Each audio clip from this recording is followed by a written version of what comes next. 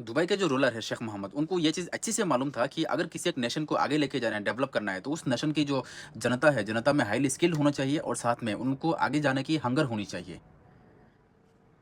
और इसीलिए इन्होंने बाहर के देशों से हाइली स्किल्ड प्रोफेशनल्स को दुबई में बुलाया।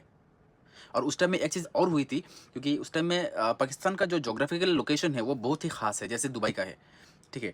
तो जितना ब्रिटिश एयरलाइंस हो गए, अमेरिकन एयरलाइंस हो गए, उस साइड का जितना भी एयरलाइंस है, सब पाकिस्तान होके बाकी कंट्रीज़ में जाता था और पाकिस्तान में रिफ्यूलिंग होता था। जिससे पाकिस्तान एयरपोर्ट उस टाइम में, कराची का जो एयरपोर्ट है, उस टाइम में बहुत ज़्यादा बिज़ी हुआ करता था और बहुत बड़ा एयरपोर्ट हो गया था।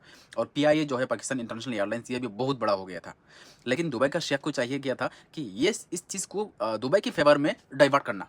और इसीलिए दुबई के शेख ने दुबई में बड़े-बड़े रनवेज़ बनाए, ठीक है? तो इससे ये फ़ायदा हुआ कि जितना भी एयरलाइन्स हो गया, मलेशियन एयरलाइन्स हो गया, ब्रिटिश एयरलाइन्स हो गया, अमेरिकन एयरलाइन्स हो गया, एयर इंडिया हो गया, सब दुबई से होके दूसरे कंट्री में जाया कर रहा था, ठीक है? तो इससे दुबई की इकोनॉमी में एक बहुत ज़्यादा इफ़ेक्ट हुआ था, बहुत ज़्यादा फ़ायदा हुआ दुबई की इकोनॉमी को। आप ये कह सकते हैं कि एशिया और यूरोप के बीच में जितना भी फ्लाइट चल रही थी, सबका एक रिफ्यूलिंग पॉइंट बन गया था दुबई। और फिर ईयर 1985 में उन्होंने एक एयरलाइन शुरू की जिसका नाम था एमिरेट्स। एमिरेट्स एयरलाइन की शुरुआत हुई थी 1985 में।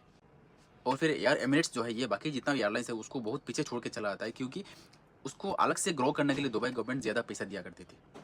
और इसके लिए दुबई गवर्नमेंट ने पाकिस्तान से ज़्यादा पैसा देके वहाँ से एयरप्लेन्स जो है खरीदना शुरू कर दिया था।